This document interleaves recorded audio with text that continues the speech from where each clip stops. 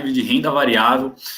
Eu sou Tomás Merluzzi, estrategista de fundos imobiliários aqui. A gente já teve muita coisa legal por hoje, mas esse tema de agora eu acho que é um dos temas mais comentados, então vai ser muito legal. Tenho o prazer de estar dividindo o espaço aqui com a Bruna, que é uma fera no segmento. Vou deixar ela se apresentar. Bruna, boa noite. Fala aí para o nosso pessoal, para os nossos espectadores, quem é você, o que você faz aqui na XP.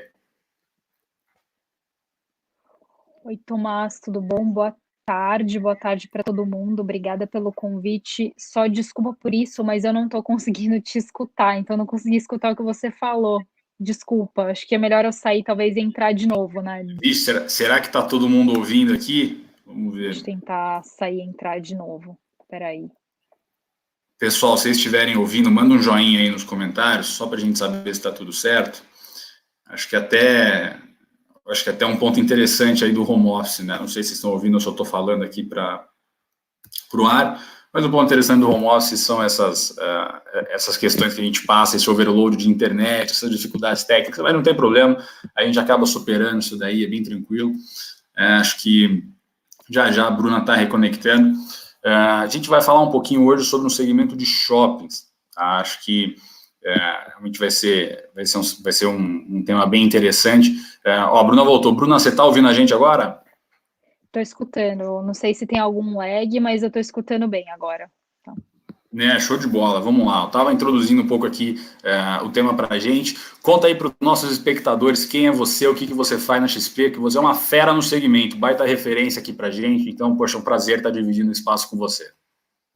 Gente, prazer é meu. Muito obrigada pelo convite. Eu espero poder contribuir aqui de alguma forma com essa conversa. Bom, eu sou analista de ações na XP. Eu estou na XP faz um pouco mais de 4 anos, né? E hoje eu sou responsável, além do setor de shoppings, na parte de ações, também pelos setores de transportes e bens de capital. E, bom, estou aqui para falar da forma que vocês preferirem, né? Então, explorar um pouco desse momento que o setor está passando, solucionar as dúvidas também dentro do que puder ser respondido. Show de bola, vamos lá. Acho que é um tema aí bem atual, né? Acho que está todo mundo falando, tanto na parte de ações quanto na parte de fundos imobiliários, porque é um tema que as pessoas têm um contato muito próximo. Né? A nossa querida praia do Paulistano aqui em São Paulo, que são os shopping centers. Né? Acho que, principalmente com esse momento de mercado que a gente está passando, é um segmento que ele foi afetado na veia. Né? Você pega shoppings e hotéis, acho que não tem como negar, o impacto vai direto ali na fonte. E acho que é um segmento muito importante, principalmente para a gente comentar, justamente porque hoje a gente tem ali aproximadamente 580 shoppings no Brasil, eles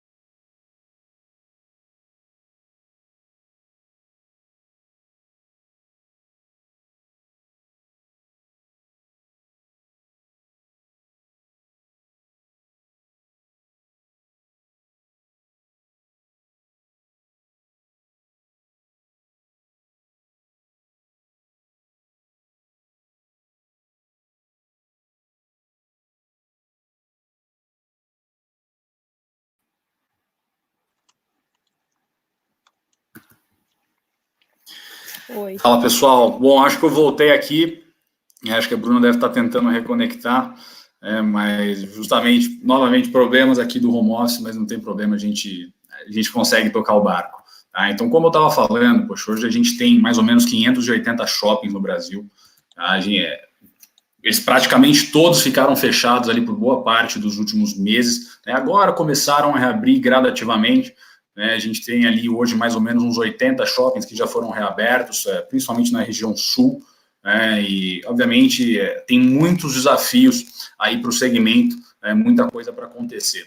Acho que a Bruna voltou aqui para falar com a gente. Bruna, eu estava só terminando a conclusão aqui da apresentação, falando do segmento de shoppings, que a gente tem muito shopping que estava fechado, e alguns já começaram a ser reabertos, é uma indústria que realmente é interessante quando a gente olha, né? Quando você fala com um investidor estrangeiro, principalmente americano, ele não quer gastar 30 segundos escutando falar sobre shopping. Agora, quando você vem aqui para o Brasil, todo mundo adora, é um segmento que historicamente deu bastante dinheiro aqui. Então, poxa, acho que ia ser legal você comentar, antes da gente entrar nas ações em específico, né, um pouquinho desse overview do segmento, quais foram os principais impactos, os principais desafios aqui para a gente nos próximos semestres, vamos dizer assim. Não, tá legal.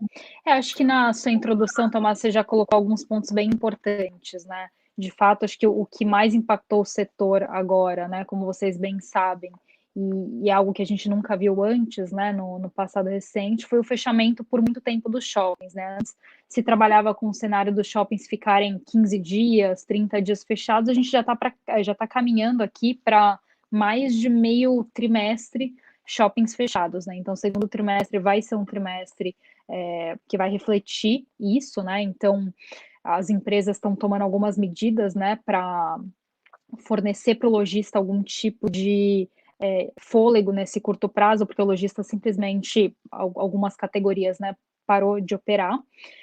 Então, a gente está vivendo num momento de muita incerteza, né? Muitos shoppings continuam fechados, como o Tomás colocou, alguns shoppings no sul já abriram, mas em termos de representatividade, principalmente quando a gente pega as empresas listadas, ainda é muito baixo, né? Então, a gente está caminhando aqui para praticamente 2 meses de um trimestre inteiro com os shoppings fechados. O primeiro impacto, né, o mais imediato que a gente consegue enxergar nos fundamentos dos shoppings nesse cenário é a redução na receita de estacionamento e na receita relativa ao aluguel percentual, né? Porque só para dar um passo atrás, quando a gente pega a estrutura de receita dos shoppings, você tem mais ou menos 70% que vem de receita de aluguel, né? E dentro dessa receita de aluguel você tem um percentual lá que é o aluguel mínimo, e esse aluguel é anualmente ajustado pela inflação, e tem um percentual que é variável, né? Depende da performance do lojista. Então, as duas primeiras linhas a serem impactadas mais diretamente são essas, né? O percentual, porque o lojista parou de operar por um tempo, e a linha de estacionamento, porque o shopping já não está mais recebendo gente, com algumas exceções, né? Claro que tem alguns shoppings que estão com atividades essenciais abertas, mas o ponto é que o tráfego ele caiu materialmente. Então, esse é o primeiro impacto.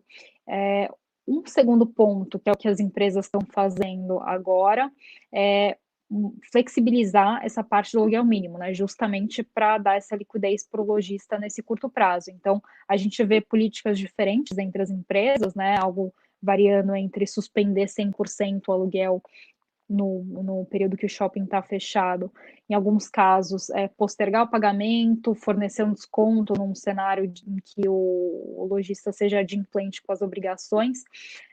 Então, tem variado dentro dessa linha, né? Abril, em geral, a política foi de isentar o aluguel mesmo, dar um desconto de 100%. Maio a gente ainda não tem essa visibilidade, mas dado que a gente já passou metade de um mês com muitos shoppings fechados, é possível que se tenha algum tipo de flexibilização também, mas nada oficial ainda. Então, isso a gente vai enxergar, né, nos resultados do segundo trimestre.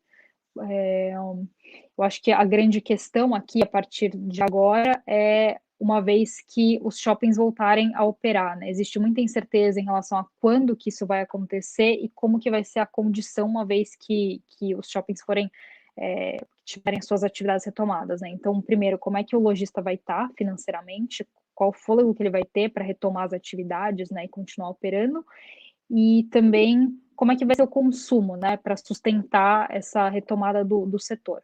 Então, existe uma série de incertezas aqui, e essa é a parte da volatilidade, né? Na parte positiva e o que, na verdade, deixa a gente mais construtivo com esse setor hoje, é que, de qualquer forma, né, passando esse período, a gente ainda está falando de um setor que tem um perfil de receita mais previsível do que outros setores da economia, né? Então, o varejo, por exemplo, ele não tem essa parte que é mais resiliente, que seria o aluguel mínimo, por exemplo, né, da receita. Então, você tem alguma visibilidade de qual é o nível de receita, o nível de fluxo de caixa que a gente deveria observar aí nos próximos anos. Claro que existe a incerteza do quanto que a vacância vai impactar, quanto que a inadimplência, ou quanto que maiores provisões vão impactar os resultados, mas de qualquer forma você tem um padrão um pouco mais previsível de receita e de fluxo de caixa, né?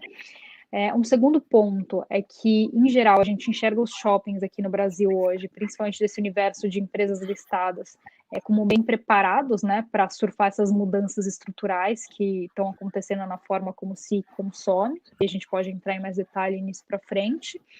E, por fim, a gente vê muitos ativos hoje negociando um nível de valuation muito atrativo e empresas com qualidade de portfólio muito boa, né? Claro que, assim, o nosso universo de empresas listadas, ele já compreende empresas muito boas, de forma geral, né? Empresas muito bem operadas, portfólios bons, mas existem algumas diferenças entre elas também, tá? Então, acho que o resumo é esse, a gente continua construtivo com o setor, apesar dessa incerteza, mas 2020 é um ano com muita incerteza ainda, pouca previsibilidade de como que vai ser a dinâmica de fluxo de caixa, como é que vai ser a dinâmica dos resultados de forma geral, muito porque a gente ainda não tem essa visibilidade até quando os shoppings vão ficar fechados e como que vão ser as políticas que vão ser adotadas para frente, e também um pouco desse início da retomada, tá? Então, acho que é mais ou menos essa visão mais geral sobre o setor.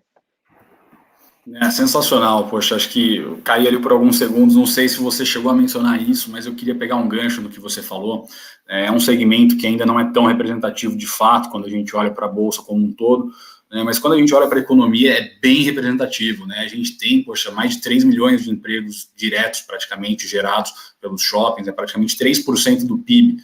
Então, é algo que sim impacta muito. E os shoppings sempre foram tidos como um dos segmentos mais resilientes de real estate, principalmente no Brasil, tanto pela localização, o padrão construtivo que eles têm, realmente você vê os shoppings, principalmente esses de mais alta qualidade, eles estão inseridos em locais muito adensados, com muito fluxo, né, e o shopping em si ele é uma máquina de gerar dinheiro. Mas realmente, como a gente está passando por um momento de muitas incertezas, eu acho que tanto para a parte de ações quanto para a parte de fundos imobiliários, que eu estava vendo algumas perguntas ali, justamente são essas incertezas que fazem com que esse tipo de investimento seja mais rentável quando a gente olha para o longo prazo. Porque se fosse tudo, a hora que o cenário tiver muito mais certo, o preço já é outro, né? Então a gente realmente não teria o upside. Eu acho que tudo está, obviamente, em entender o segmento, entender o que está ali por trás.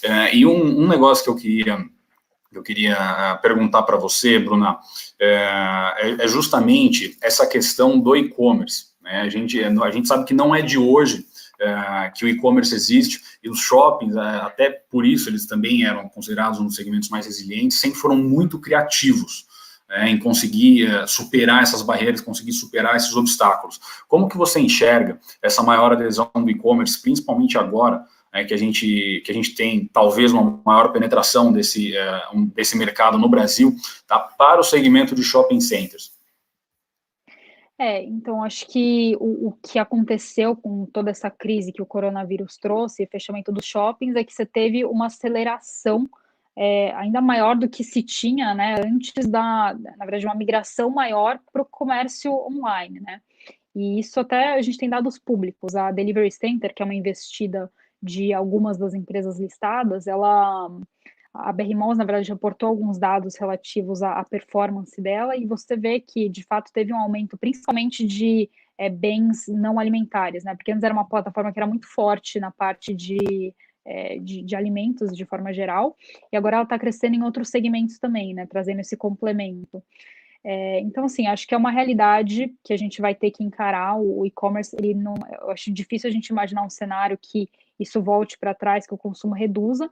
Mas, por outro lado, o que eu enxergo, a nossa opinião aqui sobre o posicionamento dos shoppings é que, no final, eles estão bem posicionados para se adaptar a esse cenário, né? Então, alguns dos fatores, né, que levam a gente a acreditar nisso. Primeiro que, em geral, para essas empresas listadas, principalmente, a gente está falando de shoppings muito bem localizados, como você colocou, né? São shoppings que estão em regiões muito adensadas, regiões de alto fluxo de pessoas, muito acessíveis também, próximas dos centros das cidades, né, de forma geral, ou próximo de um público consumidor. Então, essa localização privilegiada dos shoppings, ela facilita o acesso, né, na verdade, a logística por trás de um potencial de uma entrega, de um delivery, ou mesmo de compras feitas online retiradas na loja. Então, torna o shopping mais acessível nesse sentido, né? E isso muito naquela ideia de que o shopping, as lojas que estão lá dentro acabam até servindo como um armazenamento, né? Como é que eu posso falar? Como, enfim, um lugar que armazena as mercadorias. Last mile mesmo, né? Serve exato. como estoque. Exatamente, o estoque que está lá, que talvez não fosse consumido de forma via o comércio físico, ele está sendo consumido de forma online. Então, o shopping está lá como centro de distribuição, acho que seria a palavra. Então, as lojas, elas acabam tendo esse papel. E todas as empresas estão, de alguma forma, investindo nesse segmento, né? Então, seja via investimento minoritário nessas plataformas que facilitam, né, a integração do mundo online com o mundo offline, investindo na própria plataforma de marketplace e-commerce também, e essas empresas em geral, né, as empresas de shoppings aqui do Brasil, elas têm um nome forte, né? Então, traz uma credibilidade ainda maior para o potencial, para essa penetração maior dentro do comércio online. Então, de forma geral, a gente enxerga as empresas listadas hoje bem preparadas para navegar esse cenário, né? Claro que a gente ainda está numa fase inicial de entender o que dá certo, o que não dá. As coisas estão começando a mudar de forma mais acelerada hoje, mas de qualquer forma, todas elas estão de alguma forma se posicionando para estarem preparadas, né, para essa mudança estrutural. Sensacional. Eu acho que até nessa linha, né, e justamente pelos shoppings serem muito criativos, a gente tem exemplos, poxa, próximo lá da XP, inclusive, tem um shopping Cidade Jardim, ele já tem um e-commerce próprio, né, o e-commerce do próprio shopping. Então, você vê também o mercado como um todo, ele vai se readequar a isso daí. Não é que os shoppings vão parar de existir, né? Eu acho que quando essa pergunta ela vem, e ela vem com muita recorrência, porque muitas pessoas têm na cabeça aquilo que aconteceu nos Estados Unidos. Nos Estados Unidos, a gente teve, de fato, muito shopping que fechou, né, por conta ali da maior penetração do e-commerce, só que lá a situação era completamente diferente, né? Então você tinha ali os shoppings muito menos como um centro de serviço, como um centro de convivência, mais de fato como um centro de compras mesmo, e você tinha muita opção de shopping. Então o que aconteceu na verdade foi um grande flight to quality, vamos dizer assim, né? Os shoppings melhores acabaram absorvendo os shoppings menores. E acho que até uma conversa que eu estava tendo hoje, e felizmente eu acabei escutando o Breda aqui na live, ele falou algo similar, tá, Bruno? Até na linha da próxima pergunta que eu quero fazer para você, que é que a conversa das pessoas hoje, acho que a preocupação dela está muito macro. Acho que as pessoas elas deixam de olhar para o ativo em si, elas acabam olhando para o segmento.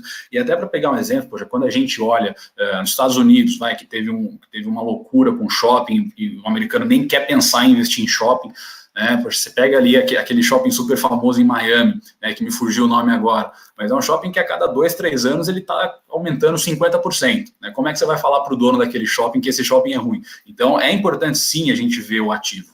Né, ver o que está ali embaixo, né, o underlying asset que a gente fala. Então, poxa, nessa linha, acho que agora dá até para a gente entrar mais no tema da live em específico, né, eu queria que você comentasse aqui um pouco para a gente sobre as ações de shopping, né, poxa, a gente vai falar aqui sobre BR Malls, JHSF, vamos falar também sobre Iguatemi, Tá? Acho que, poxa, fica à vontade, Bruna, para falar da forma como você preferir, tá? Se quiser entrar em cada uma individualmente, ou se quiser falar um comparativo entre elas, poxa, acho que agora eu vou deixar um tempo maior aí para você falar, que eu falei bastante. Enquanto isso, pessoal, vai mandando pergunta, que eu vou selecionar as melhores perguntas aqui para a gente responder, tá? Então, vamos embora, Bruna, pode falar. Legal. Só antes de entrar nessa pergunta que você fez, eu queria complementar com um outro ponto, que você comentou talvez essa comparação que se faça muito com os Estados Unidos, né? O setor lá fora, ele teve uma dinâmica completamente diferente, ele acabou seguindo um destino, na verdade, diferente do que a gente vê aqui hoje, né? E acho que um ponto importante também para colocar é que lá fora, lá principalmente, né, nos Estados Unidos, era muito comum aquele formato de shopping que era mais afastado da cidade, um pouco menos acessível, shoppings muito grandes, muito focados, menos focados em serviço, em alimentação, mais focados em varejo, efetivamente, né? E o que a gente vê aqui no Brasil isso não é de agora, né? Algo que as companhias já vêm trabalhando há algum tempo, é justamente nessa mudança de mix, né? Para se adaptar a esse consumidor que está procurando mais experiência do que necessariamente consumir. Então, o shopping acaba não sendo só um ponto para se comprar, né? De se fazer compras, não acaba sendo só um ponto para o varejista, mas principalmente também para a experiência, seja cinema, seja restaurante. Então, você vê um turnover alto para aumentar esse tipo de serviço dentro do shopping. E experiência em geral também, tornar o shopping mais agradável visualmente também, então fazer reforma, retrofit, colocar mais paisagismo, enfim, isso é algo que as empresas vêm fazendo. Claro que hoje, né, esse tipo de investimento ele acaba ficando para um segundo plano, o foco está muito mais em manter a liquidez, né, no curto prazo, a gente tem pouca visibilidade de quando as coisas vão voltar ao normal, então o foco está menos nisso e mais na liquidez, mas o ponto é que as empresas vêm trabalhando isso, né, e hoje elas já têm uma estrutura que é muito diferente do que se vê lá fora. E fora isso, acho que aqui no Brasil a gente tem que lembrar que violência e o perigo de se ter lojas na rua, ele é maior às vezes, né? Então você está numa estrutura que tem segurança, fechada, com ar-condicionado, né? Um país tropical, faz diferença também, né? Então acho que são outros fatores que tornam o ativo aqui no Brasil um pouco diferente de outros lugares que normalmente se compara, né? Com certeza, é um dos poucos lugares seguros, né, que a gente tem para passear eventualmente. Exato, exato. E aí, passando para a pergunta que você fez logo em seguida, né? Falando um pouco mais dos nomes. Então, hoje, na XP, a gente tem cobertura de 4 papéis relacionados ao setor, né? Dentro do setor: Multiplan, BR Malls, Iguatemi e CCP. CCP não é só shopping, né? Ela tem Torre Corporativa, e Torre Corporativa é bem representativo dentro, é quase metade do resultado operacional, mas como o shopping é representativo, então a gente acaba colocando colocando no mesmo bolo de comparação. Hoje, né, nosso call para o setor, tendo em vista que existe muita incerteza, pouca visibilidade em relação ao curto prazo, a gente tem uma preferência relativa por ativos que têm uma qualidade superior do ativo, né? E por qualidade superior, assim, o que eu quero dizer são ativos mais produtivos, né? Produtivos em termos de venda por metro quadrado, até aluguel por metro quadrado também, mas enfim, de coisas diferentes, mas ativos mais produtivos, em geral, que estão expostos a públicos mais resilientes, né? Então, que tem um consumidor que tem um nível de renda disponível maior, que potencialmente vai sofrer menos nesse período de crise, e ativos dominantes, né? Nesse cenário, combinado um nível de valuation que para a gente é mais atrativo, a gente coloca o Iguatemi como nosso nome preferido, isso dentro de shoppings, acho que tem uma combinação boa entre um portfólio de qualidade muito alta, um nível de valuation atrativo, tendo em vista esse portfólio.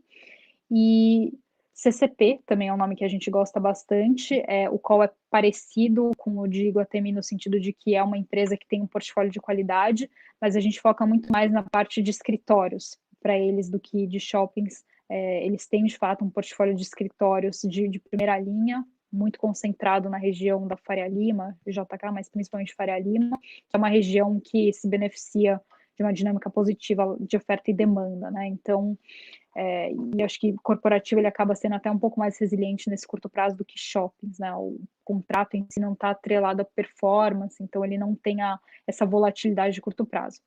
Mas em relação a shopping, né, a visão é essa. De forma geral, os papéis eles estão negociando a nível de valuation muito abaixo do que se via 3 meses atrás, abaixo de com prêmio, né? Se a gente olha o yield que essas empresas estão negociando, a gente ainda vê prêmio para título de longo prazo, por exemplo, título atrelado à inflação, né? Que é uma comparação que se faz bastante no setor. Então, de forma geral, o nível de valuation está atrativo no setor como um todo, né? Mas claro que o momento no curto prazo ele é desafiador, justamente por todos esses pontos que a gente comentou antes, né? Pela incerteza de quando que os shoppings abrem, né? Qual que vai ser a velocidade da retomada e etc. Mas o setor inteiro ele está no nível atrativo, ele teve um de-rating muito forte esse ano, né, de mais 50%, dependendo do papel. Então, negocia a níveis atrativos de fato, né? Só que acho que o momento de curto prazo ele acaba sendo mais positivo para esses nomes que tem também esse fator portfólio mais defensivo, digamos assim. Legal. Eu acho que esse é um ponto muito importante, não só para ações, para fundos imobiliários, quando a gente olha o real estate como um todo. Né? Acho que um bom ativo realmente faz toda a diferença. Ele tende a cair muito menos na hora do estresse e ele tende a subir muito mais rápido, ele consegue recuperar muito mais rápido na hora da retomada. E quando a gente olha para esses ativos, poxa, é justamente isso que a gente fala sobre entender o que está ali dentro, né? Não é falar só do segmento macro. Então, é muito importante isso que a Bruna falou, tá? Justamente porque acho que todo mundo sabe que shopping está descontado, né? Agora, quão descontado isso daí está? O que a gente olha, poxa, eu não sei se para ação está assim, tá, Bruna? Você pode até me corrigir se eu estiver errado, mas quando eu olho para fundos imobiliários, o que está colocado ali no preço é como se o impacto na receita fosse perpétuo, como se o shopping fosse ficar fechado ali para sempre. A gente sabe que de fato não é assim, ele tem um valor, nem que seja um valor, neste momento, por exemplo, como um ponto de estoque ali mesmo, um ponto de last mile. Então a gente tem o shopping se reinventando, as operações de drive-thru agora, que elas devem começar, obviamente elas não vão conseguir repor todo o aluguel que era gerado ali pelo aluguel fixo, né, mas elas vão conseguir pelo menos dar uma ajuda. Né, e acho que um negócio muito interessante que a gente está observando em conversas com gestores, poxa, em conversas com pessoas que estão ali na ponta de fato, que o segmento antes ele era muito competitivo e ele ficou muito mais colaborativo agora. Né? Então a gente vê de fato esse negócio como se fosse um inimigo comum, né? Então a gente vê do lado das administradoras de shopping, todos os esforços estão ali de fato para preservar os inquilinos ali dentro. Né? Acho que não é de interesse de ninguém, principalmente que o lojista satélite, que é aquele lojista que paga a conta do shopping no final do dia, né? Não é de interesse de ninguém que ele quebre, ele deixa um espaço vago lá, pois até você como dono do imóvel, você vai ficar com um espaço vago que depois não é simples para alocar. Então, esse trabalho de tentar preservar os inquilinos, de reduzir os custos condominiais, está sendo bem interessante de ver, tá? Tanto da parte das gestoras, administradoras, abrace no meio, né? Então, é um negócio bem legal. Vamos ver, Bruna, se já tem alguma pergunta. O pessoal está pedindo para você falar da JHSF aqui, hein? Bastante pergunta, target price da JHSF, poxa, falar dos ativos em si, Iguatemi, JHSF, BR Mall, mas fala um pouquinho da JHSF aqui para a gente, que tem o pessoal perguntando. Gente, infelizmente, eu peço desculpa, mas eu não posso comentar sobre JHSF porque não faz parte da minha cobertura, né? Então, bom assim, ponto, eu não sabia preço-alvo, disso. não tem.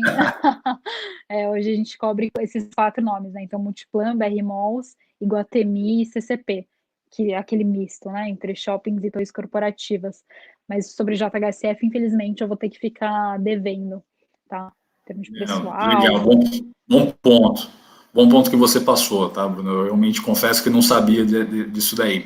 Mas tem uma pergunta aqui do Eduardo, tá? Eduardo Silvestre, ele perguntou, Multiplan, por que ela é inferior às outras? Acho que inferior é uma palavra forte, né? Mas na sua visão, Bruna, por que Multiplan acaba diferindo ali dos outros ativos? Na realidade, ela não é inferior, tá? Assim, acho que tem uma série de métricas do portfólio da Multiplan que só comprovam que é uma empresa muito bem posicionada, na verdade, né? Então, é uma empresa que tem um nível de produtividade muito alto, é uma empresa que tem um portfólio de shoppings muito dominante, tem um histórico muito resiliente de resultado, né? Claro que o que está acontecendo agora, isso acaba destoando, né? Isso para o setor como um todo, não só para a Multiplan, mas é uma empresa que, na verdade, tem um portfólio de altíssima qualidade, e é uma empresa muito bem percebida pela execução, né, pela geração de valor ao longo do tempo. Então, na verdade, não é inferior. A questão é que, historicamente, justamente por esses fatores, ela negocia prêmio para o setor como um todo e a prêmio para a Iguatemi, por exemplo, tá? Que é uma empresa que também tem um portfólio muito produtivo, um portfólio com todas as características que eu comentei agora há pouco, né? Então, na realidade, acho que a questão aqui ela acaba ficando muito mais no ponto do valuation do que no ativo, de fato, tá? Uma empresa que tem um portfólio de qualidade reconhecidamente alto, mas o ponto é que negocia um prêmio por conta disso, tá? Poxa, acho que foi bem clara aí a explicação. Acho que quando a gente olha para real estate como um todo, acho que principalmente nesse momento, até uma tecla que eu queria bater, a gente sabe que, obviamente, né, a correlação de tudo foi para a ação caiu, fundo imobiliário caiu, renda fixa caiu, né, por ter que explicar para um pessoal que não sabia que renda fixa caía também. Sim, tem renda fixa que tem volatilidade, pessoal. Então, um momento de estresse como esse, tudo acaba caindo, né? E muita gente acaba migrando para ativos físicos. E esse é um ponto muito interessante, porque quando a gente olha para imóveis, seja através de uma ação, seja através de um fundo imobiliário, querendo ou não, a gente tem um lastro físico ali atrás. Então, a minha visão, eu queria até ouvir a sua visão disso, Bruna, mas acho que até para introduzir aqui, eu desconheço coisa melhor do que imóveis para preservar valor no longo prazo. E acho que qualquer veículo pode ser, seja ação, seja fundo imobiliário, pode ser muito interessante para a gente ter esse tipo de exposição. Em momentos como agora, acho que a gente tem a chance de comprar, justamente como você falou, né, tem coisa muito boa com valuation muito descontado. Acho que do seu lado, até pelo pouco que eu escutei dos gestores de fundos de ação, tem muita gente de fato que está olhando para esse segmento com mais carinho, tá? Para fundo imobiliário, poxa, muita gente encheu o carrinho ali de fundo de shopping, porque também realmente ficou muito barato ali em um momento em março, né? Então, como que você enxerga, tá, essa questão da preservação de valor nesse tipo de ativo a longo prazo? Eu acho que você deu uma ótima introdução, assim, sobre o ponto todo, né? Que então a gente está falando de ativos, né? Eles estão lá, eles têm um valor. Inclusive, quando a gente pega o valor de negociação, né, dessas empresas hoje, das ações, versus esse valor líquido do ativo delas, né, que as empresas reportam, o desconto é muito alto, muito mais alto que o desconto histórico, né? Então, claro que nesse valor, né, nesse valor justo do portfólio, existe uma série de métricas por trás, né, para chegar nesse valor, que podem ou não ser agressivas, e existe um grau poderia existir um grau de não subjetividade, mas enfim, existem premissas que podem ser diferentes entre as empresas, né? As empresas adotam premissas diferentes, mas o ponto é que é um desconto muito alto e você tem um ativo lá que ele tem uma perspectiva de geração de renda ao longo do tempo, né? Então, a não ser que a gente estivesse falando de um cenário de guerra, efetivamente, que aí você tem um risco do ativo não existir mais, ele ser destruído, a gente está falando de ativos físicos, eles têm uma perspectiva de geração de receita via aluguel, basicamente, né? Então, e outras linhas de receita, mas principalmente por conta de via aluguel. E assim, é um setor que ele é perpétuo, né? Claro que existe também discussão em relação a qual que é o nível de crescimento desse setor no longo prazo, tendo em vista todas essas mudanças estruturais que estão acontecendo. Mas o ponto é que a gente está falando aqui de um universo de shoppings que está bem posicionado, né, para se adaptar a essas mudanças que estão acontecendo, tem trabalhado no mix, são empresas bem geridas de forma geral, então elas têm feito uma gestão muito positiva do ativo, gerado valor ao longo do tempo. Então, acho que, assim, eu assino embaixo o que você comentou. Assim, a gente tem uma perspectiva de geração de valor e hoje o que a gente enxerga é que o nível de valuation das ações de forma geral, ele está descolando de forma mais intensa, né, do potencial desses ativos. Tá?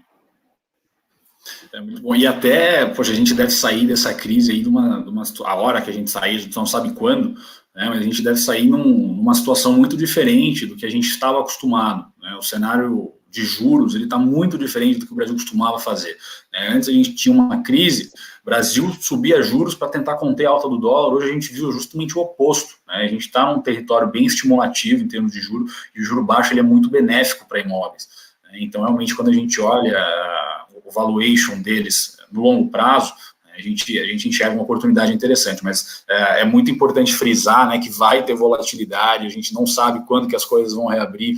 Então, pessoal, até quem quiser alocar, quem quiser aumentar a posição, acho que está com mais apetite a risco, né, acho que até o ideal não é nem pegar. Ih, acho que o Tomás caiu.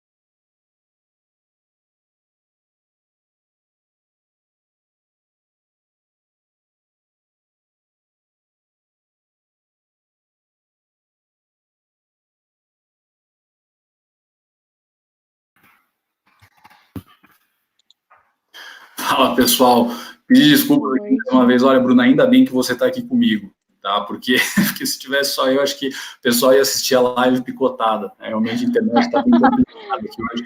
Mas só terminando, só terminando aqui a conclusão, porque nem lembro exatamente onde que eu parei de falar, né? Mas acho que o interessante é a gente fazer esse aumento de posição aos poucos. Tá? Não adianta querer fazer a alocação toda de uma vez, a gente não sabe quando que vai ser o fundo do poço, provavelmente ele já passou, mas não tem como saber.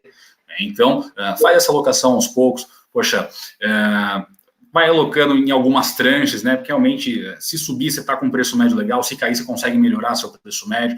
Então, é muito importante ter essa paciência, né? A gente sabe ali o anseio de querer alocar o recurso, dói ver o dinheiro parado na conta, mas principalmente nesses momentos, né, cash is king. Acho que essa foi a frase da crise, né? Muitas pessoas descobriram a importância do caixa, e até nessa linha do caixa, Bruna, tinha uma pergunta que eu vi aqui, uma pergunta da Juliana Borras, sobre Iguatemi. Perguntou, Iguatemi está posicionado como para a crise, em termos de dívidas e em termos de caixa? O que você pode falar para a gente? Acho que de forma geral, isso não vale só para a Iguatemi, mas para o setor como um todo, as empresas, elas estão bem mais desalavancadas que o histórico, né? Então, a gente está falando de um nível de dívida líquida EBITDA abaixo de 2,5 vezes, o que é um nível confortável, né, para um setor que tem uma perspectiva mais sólida de geração de caixa, né, num cenário normalizado. A gente também não vê um cenário de um acúmulo muito grande de dívidas para serem pagas no curto prazo. Isso vale para a Iguatemi também, para as outras empresas do setor. Então, de forma geral, o que a gente enxerga é que as empresas estão bem posicionadas, tá, para passar por esse período. Claro que tudo depende de quanto tempo, né? A gente vai continuar nesse cenário de shopping fechado e desse não recebimento, né, necessariamente da receita de aluguel. Mas o ponto é que, mesmo com o setor retomando de forma um pouco mais lenta, o que vai acontecer é que, muito provavelmente, a política de aluguel ela deve voltar a ser mais parecida com o que ela era antes, né? O formato da receita ele deve voltar a ser como ele era antes. E nesse cenário, as empresas, a gente enxerga elas muito bem posicionadas, tá? De forma geral. Show, acho que está respondida aqui a dúvida da Juliana. E tem também um ponto interessante para a gente tocar, que é justamente esse cenário pós, né? Como que deve ser essa recuperação, quando que esse fluxo ele deve ser normalizado. Isso não tem muito como a gente saber. Né? Até um assunto delicado, de certa forma, como que vai ser essa reabertura dos shoppings, Porque não adianta você pegar, reabrir tudo de uma vez, e aí você não tem, de certa forma, um fluxo estabelecido ali dentro, então você tem um lojista que não está vendendo, está consumindo energia, né? Então tudo tem que ser muito bem estudado, né? Acho que um tópico, é difícil falar que isso é feliz, tá? Mas acho que um tópico menos pior aqui é que a gente acabou pegando essa crise um pouco depois do que alguns lugares, né? Poxa, é um negócio que começou na China, né? O lockdown começou lá antes do que aqui, a gente tem ali mais algumas semanas, meses de atraso, né? E quando a gente olha para lá, a gente já vê que os shoppings reabriram, até reabriram recentemente, acho que a Disney World lá da China, então as coisas estão reabrindo, né? Esse fluxo, poxa, quando a gente olha para os shoppings, ele está retomando aos poucos, né? Não é que de uma hora para outra shopping reabriu, vai sair todo mundo comprando geladeira, televisão, não é assim. As pessoas vão aos poucos ao shopping, talvez inicialmente seja um pouco mais difícil de você abrir um cinema, abrir uma academia ali dentro, mas algumas lojas elas devem reabrir, você vai ter, obviamente, algumas questões sanitárias a serem atendidas, então é uma recuperação que deve ser um pouco mais gradual, né, Bruno? Não sei se você concorda comigo, eu queria até ouvir um pouco a sua opinião sobre esse tema, mas acredito que é um negócio que 2020 vai ser uma recuperação lenta, 2021 talvez a gente comece a acelerar e talvez 2022 a gente já tenha um fluxo um pouco normalizado, né? Acho que você consegue me ajudar nesse tópico? Eu concordo com você que a gente está falando de uma crise diferente em vários sentidos, né? Primeiro, esse ponto dos shoppings terem ficado fechados por muito tempo, né? E aí, de fato, a gente está vendo, né, que os lojistas passam por um período mais complicado financeiramente, e isso pode ditar como é que vai ser a velocidade de retomada, né? Porque o lojista ele também tem que estar financeiramente bem para retomar as atividades e atender a possível demanda que tiver.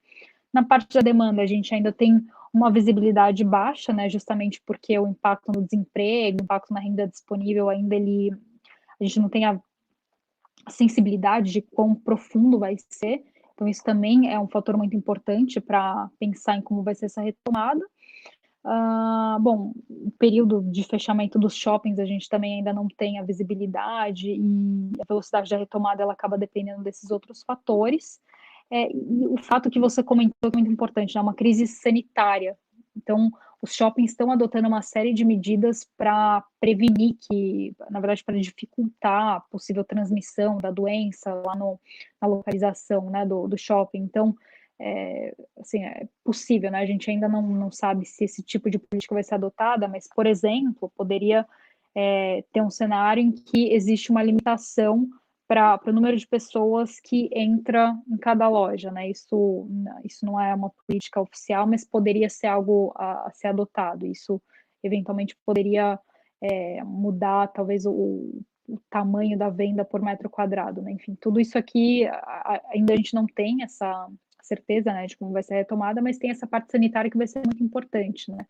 E como que será que isso vai impactar a disposição da pessoa para sair de casa e ir num lugar que ela tem o risco de ser contaminada e consumir, né? Não só a parte financeira, mas também essa parte de cuidados sanitários. Então, acho que tem uma série de fatores aqui que tornam essa sensibilidade para o cenário de recuperação relativamente baixa, né? Nesse momento. Mas eu acho que o que a gente pode dizer é que hoje as empresas elas estão bem preparadas de forma geral para navegar um cenário mais desafiador, né? Então elas fizeram um trabalho de suspender investimentos quando não há investimento necessário, né? Então postergando às vezes algum retrofit que teria para fazer e dessa forma retendo mais caixa nesse curto prazo para atravessar o período, estão sendo cuidadosas também em dar concessões para os lojistas, né, para eles também saírem financeiramente melhor dessa crise na medida do possível. Então, acho que o trabalho nessa ponta ele tem sido também intenso. As empresas têm trabalhado bastante nisso. Acho que é importante ressaltar também. Legal. Teve uma pergunta aqui que eu achei muito boa, uma pergunta complicada, tá? Mas é uma pergunta muito boa. Deixa eu ver se eu consigo puxar ela aqui de novo. Aqui, pergunta do Eduardo, tá? Eduardo Augusto Silvestre. Compara os dividendos de ações de shoppings e dividendos de fundos imobiliários de shopping. Eu acho que, inicialmente, tá? Essa já é uma pergunta meio complexa, porque são estruturas muito diferentes, né? Porque você pega uma ação, ela tem que distribuir pelo menos 25%, né, no maior nível de governança ali da Bolsa, do lucro, né? Enquanto o fundo imobiliário, por lei, ele tem que distribuir no mínimo 95%. Tá? Então, são payouts muito diferentes. E já era difícil comparar, tá, dividendo de fundos imobiliários com ação, eu digo intrinsecamente difícil, e principalmente agora, quando a gente fala de shoppings, falar em dividendo, eu acho que não é o ideal. Tá? Acho que o dividendo, pessoal, acho que é um negócio para a gente pensar, tá? Acho que principalmente no segmento de shoppings, é para a gente pensar daqui a uns 2 anos. Tá? E o dividendo, ele é um output, a gente tem que focar no input, e o input é justamente esse ativo de qualidade. Tá? Lembra que é um ativo de qualidade que vai gerar um bom contrato de locação, e não o contrário. Tá? Então, a gente vai descendo ali alguns filtros para ver esses ativos, para entender como é que é esse fluxo, e o dividendo é o que sai de tudo isso daí. Tá? Você joga tudo no liquidificador, o que vai sair vai ser o dividendo. Então, é bem importante entender qual é a qualidade do portfólio que vocês estão investindo. Tá? Não sei se você tem alguma coisa para acrescentar nisso, Bruno, mas eu já queria até emendar numa outra pergunta aqui que fizeram. Pergunta do Eduardo Ferreira, perguntando sobre BR Malls. Por que vocês não falam de BR Malls? Se quiser seguir, fica à vontade.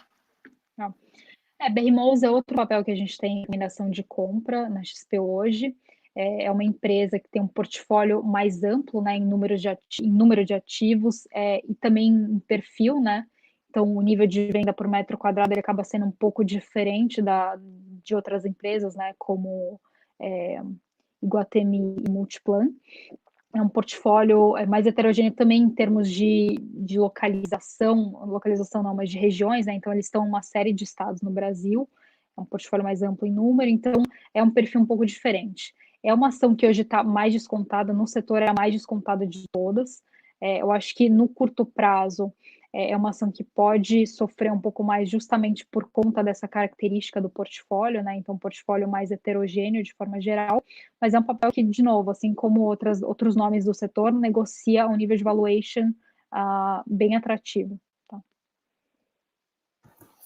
Excelente, acho que, poxa, até tá como recomendação, né? Tá como recomendação de compra aqui pela nossa área de conteúdo, se eu não me engano. Me corrija se eu estiver errado. Tá? Tanto BR Malls quanto Iguatemi. E tem um outro ponto que eu queria tocar, justamente sobre a área de conteúdos. Eu vejo muita gente aqui que está perguntando sobre fundo específico, muita gente perguntando de fundo imobiliário. Eu queria tentar, estou me segurando para não falar de fundo imobiliário, para a gente tentar segurar mais nas ações mesmo, no segmento como um todo, que eu acho que é o intuito um pouco mais aqui dessa live em específico, tá, pessoal? Depois a gente pode até ver de fazer alguma mais específica de fundo imobiliário, mas sobre a nossa área de conteúdo, tá? Você tem dúvida sobre algum ativo específico, nosso time de research, tá, tanto da parte de ações quanto da parte de fundos imobiliários, eles cobrem uma série de ativos. Tá? E a gente tem todo esse universo de cobertura na área de conteúdo. Você entra em conteúdo.xpi.com.br, tá? Você vai ter análise de ação para dividendo, análise de fundo imobiliário, tem a carteira recomendada de fundo imobiliário, tem análise de segmento, né? Então você consegue achar de todos os ativos que a gente cobre, qual que é a nossa análise ali. Tá? Então, eu não estou vendo mais perguntas, tá? A gente tem mais uns 9 minutinhos, Bruna.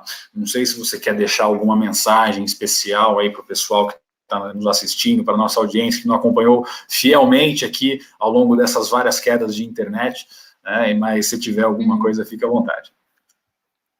Pessoal, acho que de forma geral a gente passou pelos principais pontos, né? É um momento de muita incerteza, né? Como vocês viram aqui, a gente ainda não consegue traçar um cenário muito claro dos próximos, desse ano principalmente, né? Porque ainda existe muita incerteza em relação a quando os shoppings vão ser reabertos, como é que vai ser essa retomada, como o lojista vai estar e como o consumidor também vai estar, qual vai ser a propensão para consumir.